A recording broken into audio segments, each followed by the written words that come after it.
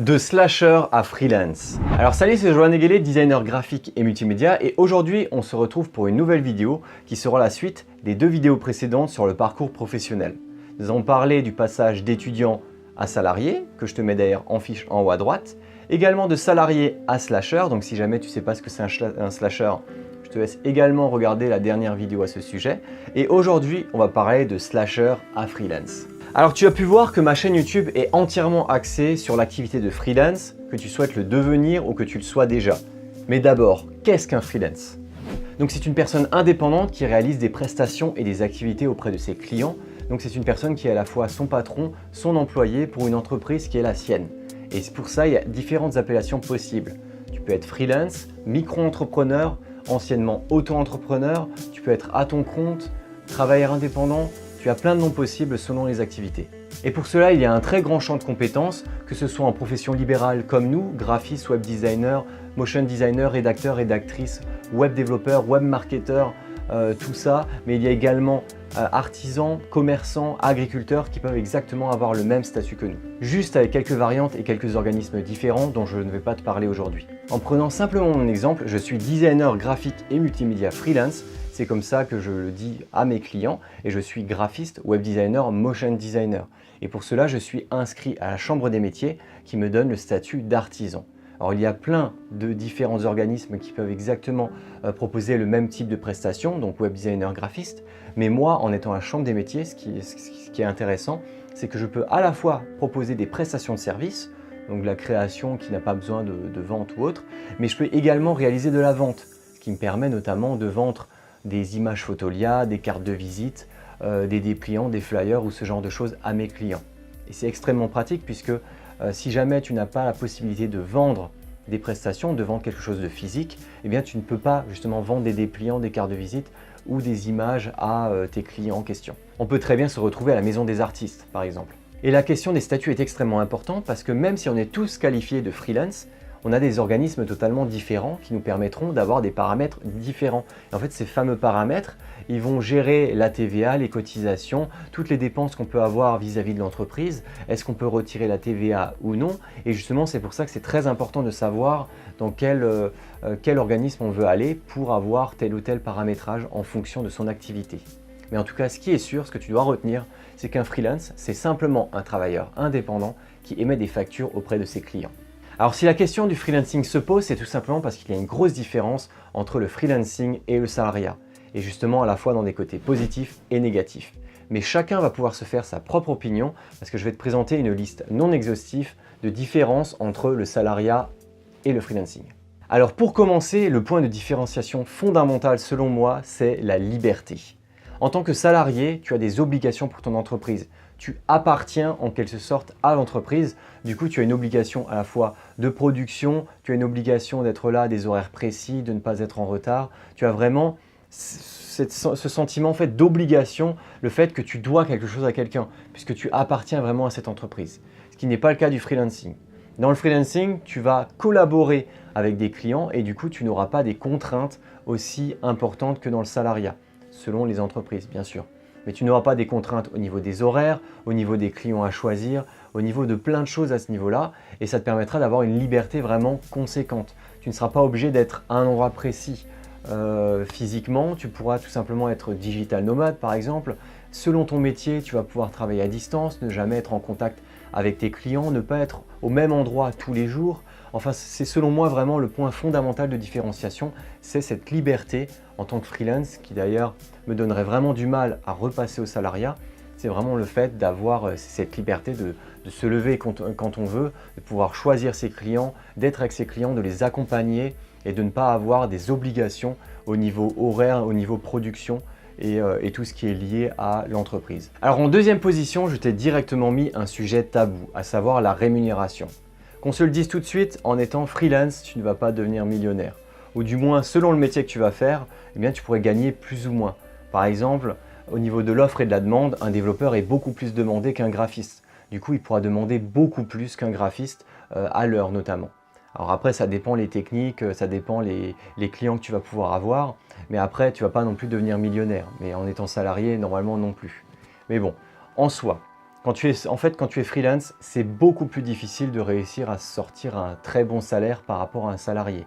Parce que justement, il faut que tu bosses beaucoup plus, que tu trouves des clients. Mais vraiment, ce qui est ultra motivant, c'est vraiment le fait qu'en tant que freelance, plus tu bosses et plus tu as d'argent. Ce qui n'est pas le cas quand tu es salarié. Je ne sais pas si tu as déjà fait des jobs alimentaires, des jobs où tu avais uniquement le SMIC, mais ça ne t'est pas déjà arrivé d'avoir par exemple ton chef qui essaie de te pousser, sauf que toi à un moment donné ta motivation elle commence à aller à bout quoi. À un moment donné tu n'as plus envie d'aller beaucoup plus loin que ça, parce que finalement tu es au SMIC, ça ne va pas augmenter si tu travailles plus. Et bien ce n'est pas le cas du freelancing.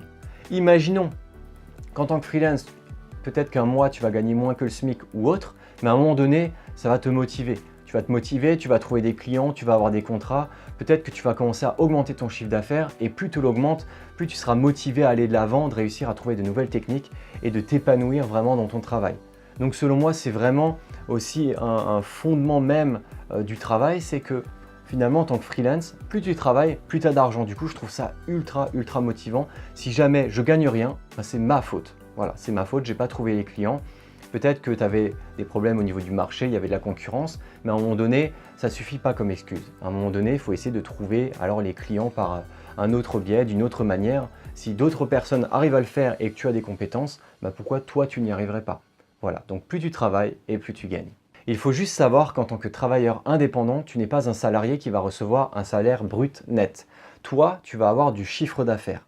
C'est-à-dire que tes clients vont directement te payer toi, mais à partir de ça, tu vas avoir des cotisations, de la TVA, tu vas certainement payer, je ne sais pas moi, si tu es graphiste, web designer ou autre, tu auras ta suite Adobe à payer 60 € par mois, tu auras peut-être plein d'autres logiciels que tu vas devoir payer par mois et du coup, bah, à la fin du mois, peut-être que tu as 300, 400, 500 € en plus qui vont se rajouter aux factures de ton entreprise. Du coup, bah, à un moment donné, il va falloir que tu gagnes beaucoup plus que le chiffre d'affaires que tu as. Imaginons si tu veux gagner 2000 € par mois, ben, vaut mieux essayer de calculer directement le double. Pour gagner 2000 € net, si tu étais salarié, il te faudrait à peu près 4000 € de chiffre d'affaires pour réussir à t'en sortir avec ce tarif-là. Ce qui n'est pas le cas d'un salarié qui, lui, ben, sur sa paye, il aura écrit peut-être salaire brut, je ne sais pas s'il veut 2000 €, il aura écrit 2400 € en brut et en net, il aura 2000 €. Sauf qu'en fait, le patron, lui, derrière, il aura payé le double. Il aura certainement payé 4000, 4500 € pour le salarié qui, lui, en net, aura 2000 €. Donc vraiment, il y a une grande différence à ce niveau-là. Après la rémunération, le lieu de travail. Alors forcément, on revient au tout premier point que j'avais cité avec la liberté, le fait de pouvoir bosser d'où tu veux. Alors bien entendu, tu peux avoir des contraintes au niveau de ton ordinateur. Par exemple, moi, je sais que je travaille avec 3 écrans.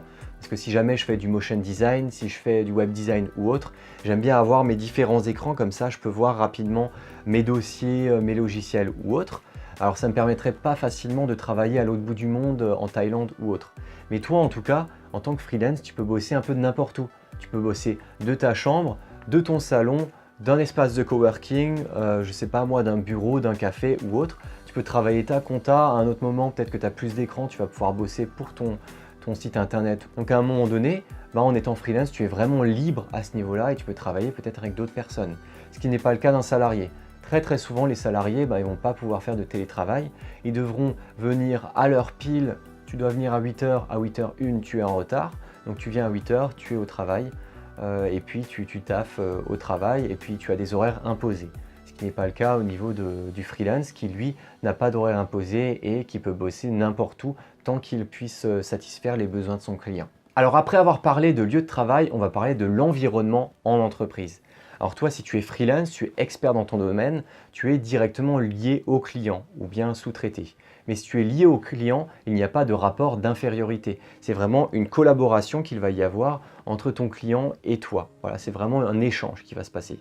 Alors que dans une entreprise, forcément, si tu fais partie d'une équipe ou d'une grande équipe, si toi tu es juste graphiste, tu seras peut-être inférieur à un chef qui lui sera un DA, un directeur artistique, qui lui sera inférieur au patron.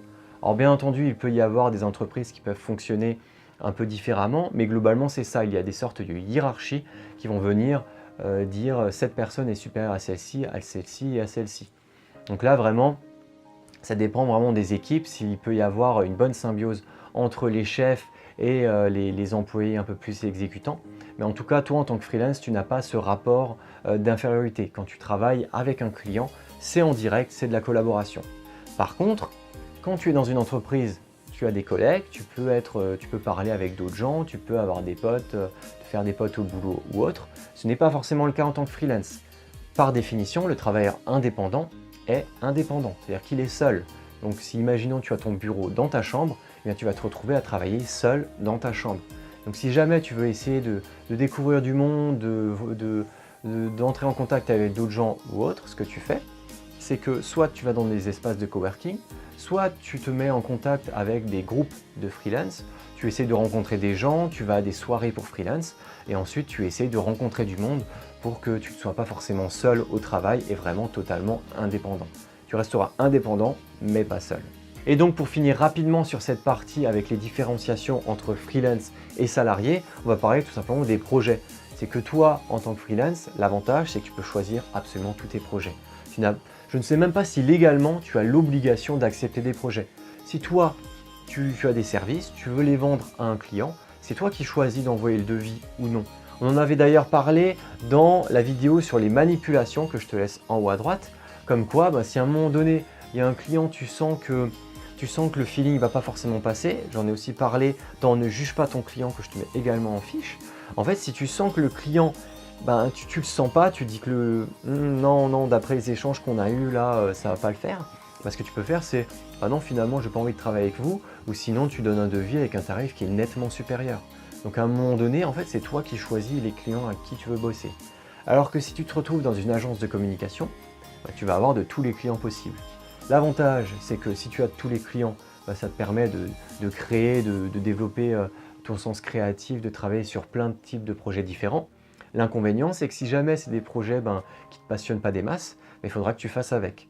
Alors que quand tu es freelance, c'est toi qui cherches tes propres clients et si tu les cherches, c'est toi en fait qui choisis le type de projet que tu vas avoir. Forcément, on n'a pas que des projets ultra passionnants en tant que freelance, mais c'est quand même nous qui choisissons de les valider ou non. Alors bref, il y a plein d'exemples de différenciation entre le freelance et le salarié, mais en tout cas, tout ce que je voulais faire, c'est au moins te montrer les différents points de différenciation et les raisons qui pourraient te pousser à la démission et qui pourraient te pousser à passer en freelance. Alors passons bien entendu au corps de cette vidéo, tout simplement le passage de slasher à freelance.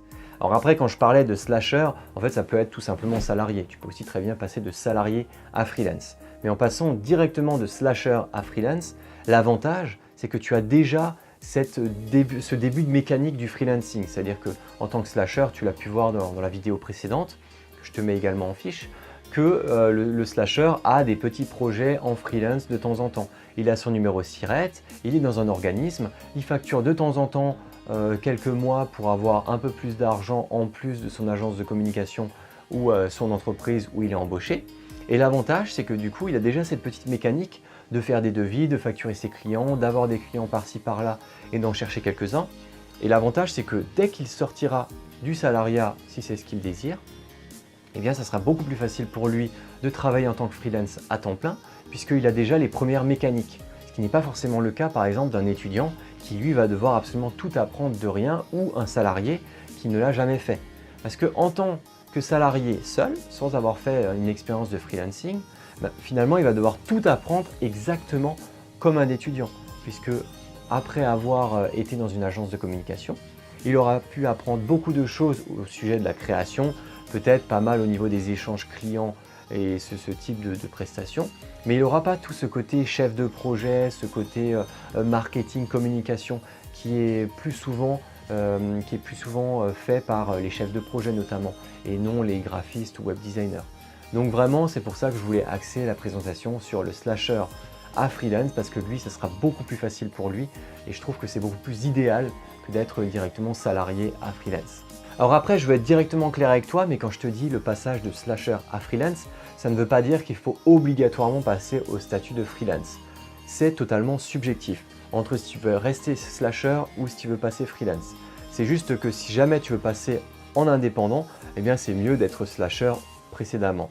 Mais tu peux très bien te retrouver dans une entreprise, être épanoui dans une entreprise où les clients sont sympathiques, les projets sont bien, tu as des bons collègues, tu as une bonne ambiance au bureau, tu as des avantages et des horaires qui te conviennent dans une ville que tu apprécies bien, tu as peut-être un bon salaire et du coup, À côté de ça, cette entreprise que tu apprécies bien, eh bien, tu peux avoir des projets en plus pour arrondir les fins de mois ou pour avoir un petit bonus supplémentaire et peut-être que ça te plaira comme ça. Mais si jamais tu te retrouves dans une entreprise qui ne te plaît pas tellement, tu pourrais très bien passer en tant que freelance. C'est pour ça que le choix de rester salarié et slasher, salarié et freelance à mi-temps, donc slasher ou freelance à temps complet, c'est totalement subjectif en fonction du contexte et en fonction de l'expérience professionnelle que tu as actuellement. Mais si tu as été poussé à la démission tel que je te l'ai montré dans une de mes vidéos précédentes, il s'agit selon moi d'une très bonne chronologie professionnelle pour devenir freelance. Tout ce que je ne te conseille pas, c'est vraiment le passage d'étudiant à freelance, parce que sinon tu auras tout à apprendre. Et il est tout à fait possible de passer en autodidacte et de pouvoir tout apprendre sur le tas, mais c'est toujours beaucoup plus difficile. Vaut mieux avoir un minimum d'expérience si tu as été un étudiant et que tu as fait des immersions professionnelles en entreprise ou en agence de communication, là tu auras déjà beaucoup plus de cordes à ton arc. Déjà parce que tu auras acquis l'expérience et ensuite parce que tu auras pu mettre pas mal d'éléments et de création dans ton portfolio, ce qui est extrêmement important pour les clients futurs que tu voudras démarcher. Il faut bien sûr que tu démarches des clients avec la possibilité de montrer des projets que tu as déjà réalisés dans la branche en question. Ça permettra de les convaincre beaucoup mieux pour que tu puisses décrocher le contrat et faire signer ton devis. Alors pour finir cette vidéo, en tout cas tout ce que je te dis c'est que pour les différents passages d'étudiant à freelance, c'est vraiment à toi de voir à partir de quand tu veux passer en freelance si tel est ton souhait. Alors bien entendu, si tu es en train de suivre l'ensemble de mes conseils, j'imagine que tel est le cas. Alors bien sûr, si tu es graphiste, web designer, motion designer, rédacteur, rédactrice, développeur ou autre, il y a de toute façon toujours des clients avec qui tu peux travailler. Il y a juste des techniques à avoir pour pouvoir être en contact avec eux et bien gagner ta vie. Ça, il n'y a aucun problème. Mais en tout cas, tout ce que je te dis, c'est que n'hésite pas à t'abonner à la chaîne pour regarder les prochains conseils et les prochaines vidéos que je réalise à ce sujet. N'hésite pas à regarder également les vidéos précédentes. Peut-être que j'ai déjà parlé de sujets ou de problématiques que tu as déjà eues dans ton métier de freelance ou bien les questions que tu te posais à propos de ce métier en question. N'hésite pas également à partager ça à des connaissances ou à des gens qui en auraient besoin, à t'abonner à mon compte Instagram où justement c'est là où je suis le plus actif, où je mets le plus de stories, où je mets des petites inspirations, des techniques ou autres. Et puis je te dis à très bientôt pour une nouvelle vidéo pour toi freelance. Allez, ciao!